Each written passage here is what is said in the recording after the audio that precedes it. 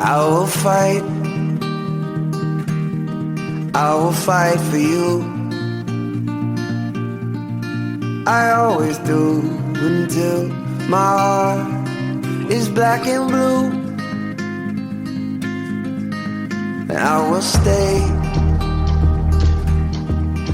stay with you.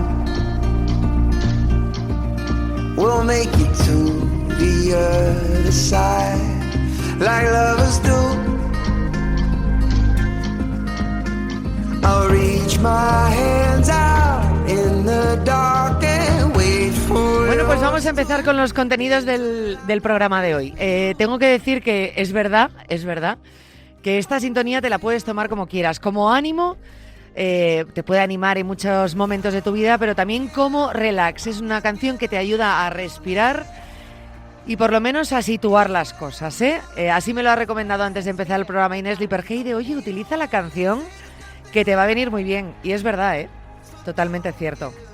Inés Liperheide, nuestra doctora de cabecera, médico intensivista en el Hospital Puerta de Hierro, especialista en la piel, ese órgano tan importante y que a veces tenemos olvidado en la clínica Martín de Hierro Ansalem. ¿Qué tal? Buenas tardes. Hola, Yanela, buenas tardes. Buenas tardes a todos. Yo sabía que cuando habías elegido esta sintonía lo habías hecho con ojo, sabiendo que hay momentos donde se puede necesitar más. Claro que sí, yo invito a todo el mundo que se la ponga alta y que cierre los ojos. Es súper bonita esta canción. Entonces, bueno, por eso, entre otras cosas, la elegí, pero creo que transmite como, no sé, una sensación de coger aire y buen rollo que a mí me encanta. La verdad es que sí, a veces, oye, ¿por qué no? Pues a veces se necesita, ¿no? El parar y el coger aire y el tirar para adelante, pues como nos pasa a todos en la vida y en nuestro día a día, ¿no? Esto está más que extendido. Inés Liperheide, voy a decirlo, @InésLiper con 2 P's, que luego me preguntáis, ¿cómo era? Que lo habías dicho, que quiero preguntarle, que quiero seguirle. @InésLiper con 2 P's, ahí le podéis preguntar, le podéis seguir, le podéis poner cara y también aquí en Cuídate. Vamos con el tema que nos ocupa hoy, que nos ocupa las últimas semanas, porque abrimos un melón hace unos días con el tema del paracetamol, el nolotil, el ibuprofeno, pero Sí. que luego eso ha dado pie. Se nos ha ido complicando, sí, hemos ido sacando temas, pero bueno, yo creo que así hacemos como una unión de todos los analgésicos y nos hemos entrado en la espiral de la analgesia y a mí me gusta, me divierte muchísimo este tema y aparte que es una cosa que hacemos mucho en la UCI y que creo que es muy interesante a nivel hospitalario y a nivel usuario normal. La verdad es que sí, ya os hemos explicado, os ha contado Inés, pues para qué vale cada analgesia, cómo hay que tomarla, cuándo, o sea que eso, pues en los podcasts os lo podéis poner si tenéis alguna duda, porque yo creo que quedó totalmente explicado, pero como decimos, pues íbamos de ahí sacando nuevos temas que también nos interesaban y que están muy de actualidad. Por ejemplo, en los últimos programas nombrábamos el fentanilo. O sea, creo que ahora mismo es lo que más temor puede provocar a la población, el fentanilo. Sí, yo creo que lo hemos asociado a pues todo el problema que ha habido en Estados Unidos, ¿no? Esta crisis del fentanilo que le llaman. Y entonces ya es el malo de la película el fentanilo cuando lo hemos usado desde hace muchísimos años. Se usa en hospital una barbaridad. Estamos hablando de sedación en UCI, sedación, analgesia, gente dolor crónico. Yo estoy en la comisión del dolor del hospital. O sea que por eso te digo que a mí me gusta este tema de la analgesia.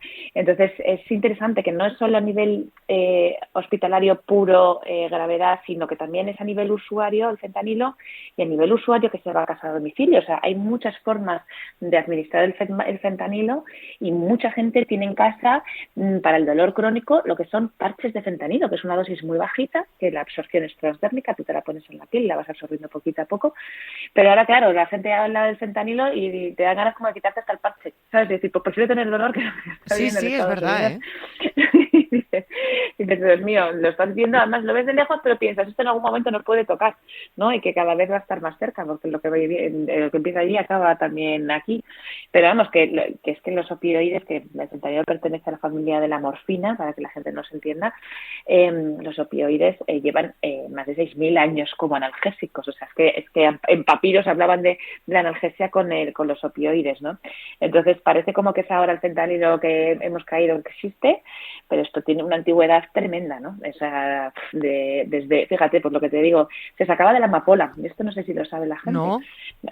Pues sí, los opioides se sacan es un opioide de la amapola. Hay un tipo de amapola concreta, que es la Papaver somniferum, que crea como una especie de película, como un látex, ¿no? Y de ahí se saca los opioides, ¿no? Y entonces los extraídos, se habla de jugo del opio antiguamente, y esto, pues estos son los opioides, son estos fármacos.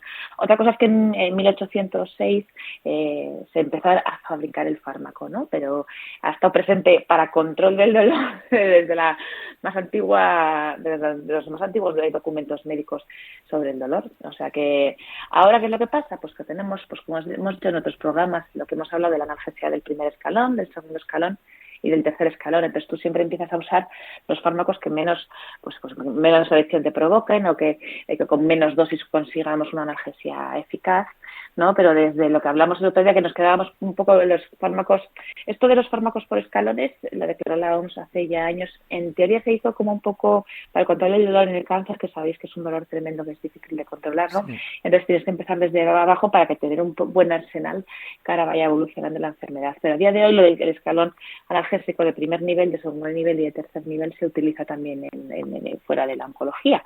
Y entonces, analgesia de primer nivel, pues lo que hablamos, ¿no? Paracetamol, ibuprofeno, ¿no? Los analgésicos, los no esteroideos, ¿no? Los corticoides. Entonces, eso es como el primer nivel para control del dolor. Segundo nivel ya entrarían parte de los opioides, ¿vale? Normalmente los que se llaman agonistas puros, y luego ya pasaríamos los menores, y luego ya pasaríamos a los mayores. Entonces, ¿por qué? Porque nuestro cuerpo tiene unos receptores que este tipo de fármacos le van muy bien para la analgesia. Entonces, estos receptores, es decir, si nosotros ponemos el analgésico, va directamente al sistema nervioso central y también al periférico, y luego también están en algunos órganos, y lo que van a hacer es controlar el dolor. Depende de qué fármaco usemos, el dolor se va a controlar antes, es decir, nosotros inyectamos y en poco tiempo tenemos una analgesia. Algunos van a tardar un poco más y unos van a durar más o menos, ¿vale? Existen 4 tipos diferentes de receptores para este tipo de fármacos, entonces depende de qué fármaco se une un tipo de receptor a otro y la acción va a ser de un tipo o de otra. Y luego, dentro de la familia de los opiáceos, que es una familia, esto es como los antibióticos que van por familias, no sé si también, esto también da para otra charla, pero los analgésicos van por familias, entre los opiáceos es una gran familia. Pues esa gran familia hay agonistas puros, de tal manera que se unen al receptor directamente, metes el fármaco, se une al receptor y es una analgesia, ¿no? Y los mayores, que no tienen techo terapéutico, de tal manera que tú cuanto más pongas, más analgesia consigues, y hasta el punto que dejas de respirar, vamos. O sea, entonces la morfina, el fentanilo, la oxicodona, la metadona, todo ese tipo son agonistas puros, van directos. Esos son los mayores. Luego hay otros menores que están como en más fármacos, tramadol, que es muy típico de usar, la codeína, que la usamos mucho para el tema de la tos, es un opioide, en realidad, ¿vale? Luego existen agonistas parciales que se unen parcialmente, ¿no? Como la buprenorfina, que esos son los que nos van a ayudar luego si estamos demasiado habituados a deshabituarnos, y luego lo que se llaman antagonistas, y es decir, que desplazan a estos fármacos, con lo cual son los antídotos, pero realmente también son opiáceos. Es decir, cuando nosotros tenemos tratamiento con opiáceos, la gente tiene que saber que cuando hay una intoxicación también hay un antídoto. ¿Por qué? Porque uno de sus mismos fármacos lo que hace es desplazar a la molécula que está unida y colocarse él. Entonces, este desplazamiento hace pues que la morfina, el fentanilo que nosotros hayamos, la sobredosis que hayamos tenido, es como una especie de antídoto, porque realmente esa molécula ya deja de tener acción porque entra esta otra, ¿no? Y es la naloxona, que esa la gente pues supongo que la habrá oído, también es conocida. Entonces, hay que saber que es un fármaco que usado bien tiene una analgesia muy potente y además tiene antídoto, con lo cual es un fármaco seguro a nivel hospitalario y muy, muy, muy, muy extendido. Fíjate, o sea, madre mía, es que es todo un mundo, todo un mundo.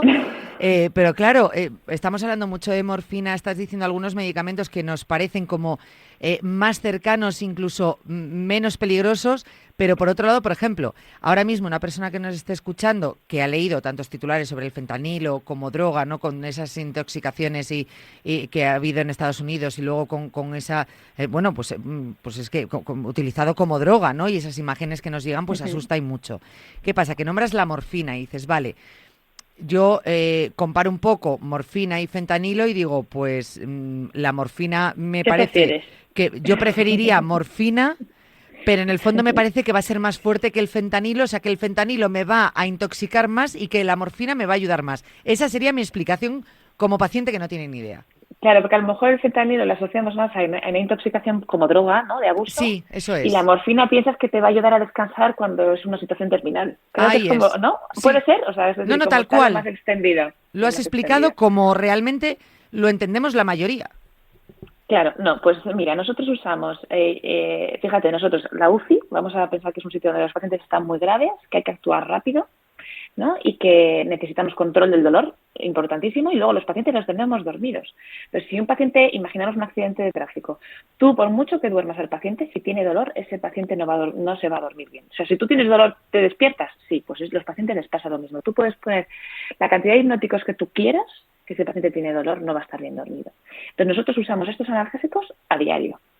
Se usan en bolo, que significa pues que te meten con la jeringa plus y consigues una analgesia, o en perfusión, que es de manera continua. Nosotros usamos tanto morfina como fentanilo, como otro tipo de remifentanilo, que es otro tipo de un derivado de estos opiáceos. Entonces nosotros, depende la necesidad de rapidez de acción, la necesidad de duración del efecto, o si lo quieres poner oral o intravenoso, si lo quieres poner en perfusión continua o discontinua, nosotros jugamos con esas dos cosas. Son moléculas diferentes que a nivel hospitalario las usamos las dos. La morfina es más barata que el fentanilo, no sé. ¿No? Cosas también como de o sea, es farmacocinética, ¿no? La función del fármaco, cómo se desarrolla, cómo hace su acción en el cuerpo, pero también intervienen muchas otras cosas. Sí que es verdad que estamos más asociados al fentanilo a la droga, pero nosotros el fentanilo en la UCI, yo creo que lo usan el 90% de nuestros pacientes. ¿Por qué? Porque es un fármaco seguro, bien usado, por vía intravenosa consigues una analgesia inmediata. Yo te pongo un bolo de fentanilo ahora y te digo que ahora ya estás analgesiado. Con lo cual, para nosotros es fundamental, si queremos hacer un procedimiento rápido, vida o muerte. Es muy estable, es un fármaco que con los pacientes que están inestables, que les baja la tensión, que están medio dormidos, que están chocados, usar fentanilos no te cambia la tensión arterial ni la frecuencia cardíaca, ¿vale? Y podemos controlar, lo único que puede pasar es que te pases de dosis y no respires, pero estás en una UCI y está el paciente intubado, ¿no? La morfina tarda minutos en hacer efecto. ¿Vale? Entre 15 y 20 minutos en hacer efecto. Con lo cual, si yo tengo un paciente que tiene mucho dolor o que ahora mismo necesitamos intubarle o que necesitamos hacer algo ya, la morfina no es una opción, ¿vale? Pero sí que es verdad que la morfina luego la puedes poner, por ejemplo, nosotros sin querer al usar opiáceos también hacemos a los pacientes ligera dependencia de estos opiáceos si llevan mucho tiempo tratándolos.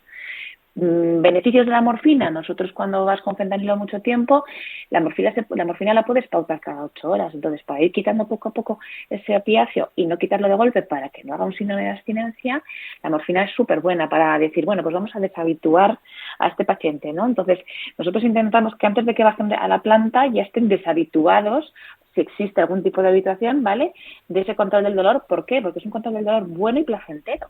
Te quita el dolor. Y si tú imagínate que tienes el dolor más horroroso del mundo, que te ha llevado a la UCI, que tengas un fármaco que actúa rápido y que te quita el dolor, es maravilloso. Hombre, claro. Maravilloso para nosotros, maravilloso para nosotros poder pautar al paciente y poder manejar al paciente, y sobre todo al paciente que no tiene dolor. A día de hoy, en un hospital no debería haber dolor.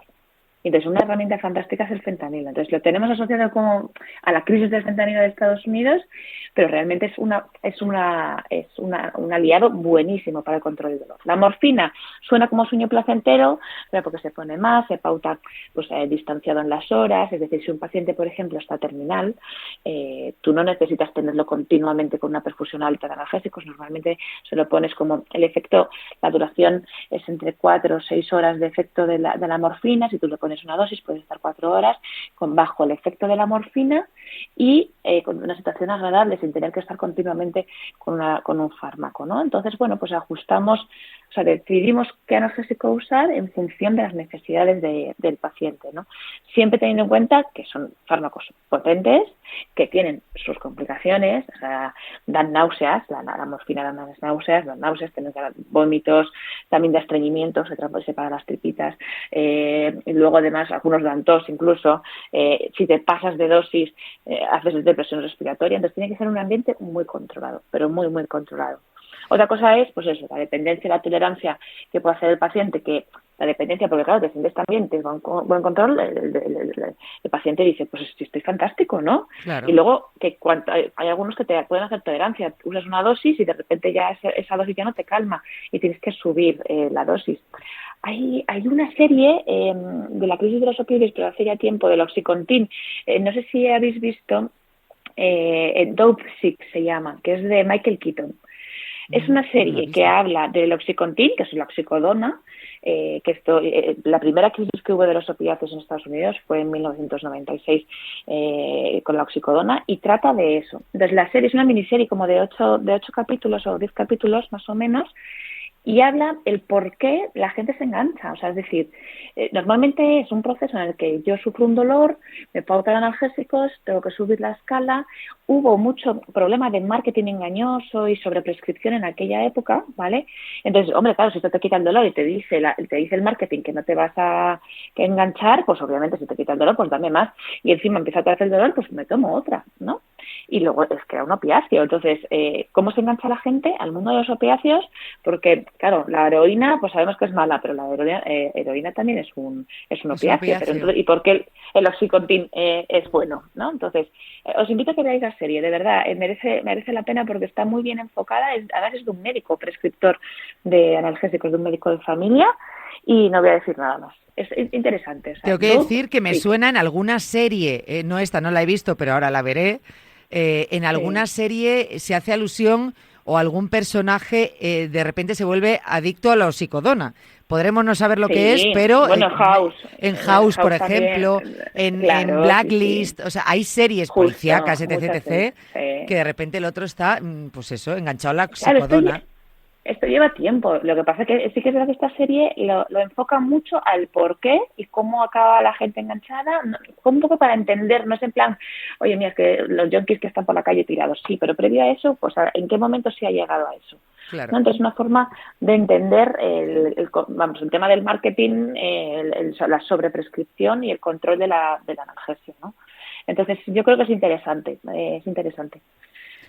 Madre mía, claro, es que al final se nos juntan las series con los titulares, con lo que nos llega, con las drogas, con no drogas, y al final hacemos pues nuestra propia valoración de lo que vamos a tomar o no vamos a tomar. Repito, habrá muchas personas que habrán ido a determinados medicamentos en casa a ver si en sus ingredientes encuentran la palabra fentanilo para, tirarlo a la basura, no, o sea, poder destruirlo como lo peor que hay en el mundo.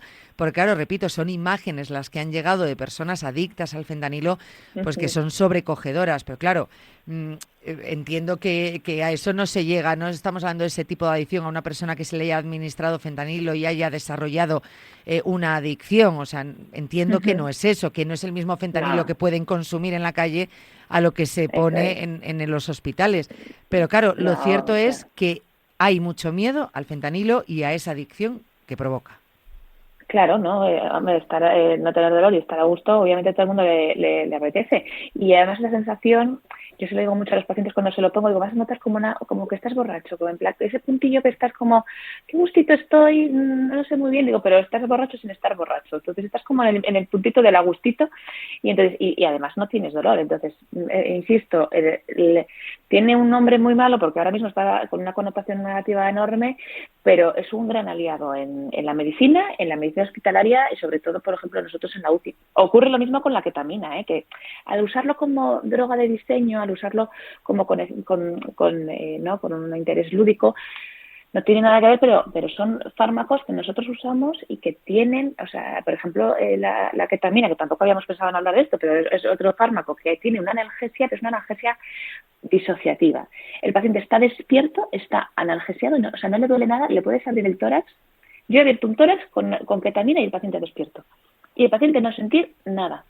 Lo que pasa que es una droga alucinógena, ¿vale? Entonces, hay que dirigir ese viaje para que no tenga dolor, esté despierto, y a nosotros nos sirve muchísimo, porque si no, a ese paciente tienes que dormirlo, analgesiarlo, que luego se despierte, hacer un procedimiento, ¿no? Entonces, se te alarga mucho algo que a lo mejor en 10-15 minutos quieres hacer y puedes hacer, pero entre que le duermes y le despiertas, el procedimiento es largo, ¿no? Y pues la ketamina también es un analgésico que usamos en la UCI y que también está denostado por el tema de su uso lúdico en drogas de abuso. Madre mía, qué mundo hemos abierto entre analgesia, opiáceos. Hay alternativas a los opiáceos. Lo vamos a dejar porque yo creo que queremos seguir con este tema. Para el próximo día todavía nos queda hablar de esa nueva generación, que lo teníamos pendiente también de la semana pasada, pero como digo, a mí es que me está pareciendo tan interesante todo esto que estamos aprendiendo contigo, pero vamos, desde que ha empezado la conversación de hoy, te lo prometo, o sea, desde que has empezado diciendo, ¿sabíais que venía de la amapola? A mí ya me enganchaste, te lo juro. Sí, luego hay titulares como de la amapola a los opiáceos y dirás, ¿qué tendrá que ver una cosa de la amapola al fentanilo? Hay titulares como de esos y dices, bueno, pero ¿qué tendrá que ver? Es que se ha quedado ahí, sí. Sí, pues alguno titularía esto diciendo la adicción a las amapolas y entonces ya, claro, dices, pero vamos a ver. ¿Se pueden cultivar las amapolas? Pues esa es otra pregunta que ahí te la dejo, a ver si la gente lo sabe. ¡Ay, esa es buena! ¿Se pueden cultivar las amapolas? Pues esa es buena, ¿eh? Hay países que no lo tienen regularizado, que no pueden cultivarlas. Claro. ¿En serio? Y luego, de todas maneras, no son todas las especies de amapolas. Eso ahí también hay que tenerlo en cuenta. Sí. Escúchame, ahí lo dejo. Estoy apuntando esto para el próximo día. ¿Se pueden cultivar las amapolas? O sea, por favor, si alguien nos quiere contestar a esto, que nos conteste. Si alguien tiene dudas, que no quiero que nadie se quede con dudas sobre el fentanilo, sobre si lo puede tomar, si lo puede tener en casa por algún caso, todas estas cosas, es mejor que lo pregunten a que directamente digamos no a algo que nos puede venir muy bien y que estemos renunciando a ello por un titular, como pasó con el Nolotil en su momento, es decir... Sí.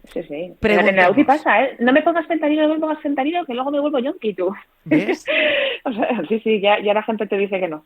Es como, no quiero fentanilo, punto. Y a veces entiendo, bueno, supongo que hay, ¿no? Que hay porque lo explicáis y el paciente dirá, vale, bueno, pero habrá pacientes que digan que no me pongas fentanilo y que no lo podáis poner. ¿O eso no existe así? Bueno, la primera es la ley de autonomía del paciente, eso es lo primero, pero también le explicamos la razón por la que lo ponemos. Claro. ¿No? Y luego es que muchos de los nuestros no hablan mucho, entonces pues entonces ahí puedes y ir luego haciendo. en cambio otros te piden más, te aviso que te piden más, ponme eso que me has puesto tan bueno para el dolor. O sea que sí, eso ocurre mucho. Es que también te digo que si no sabemos los nombres pediríamos de todo. Cuando te están aliviando el dolor te dices, tú ponme lo que me has puesto, no me digas lo que tiene, ponme claro, eso. No, ponme eso que me has puesto que me ha venido muy bien, te lo dicen así. Entonces, sí, ya me imagino que te ha ido bien.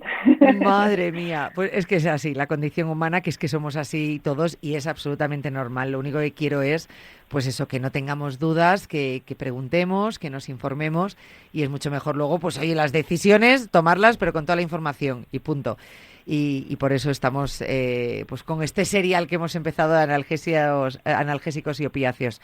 La próxima semana más respondemos a las amapolas, hablamos de las alternativas a los opiáceos, hablamos de todo, de los medicamentos de nueva generación, de todo esto. Así que si te quieren preguntar, @InésLiper con 2 P's.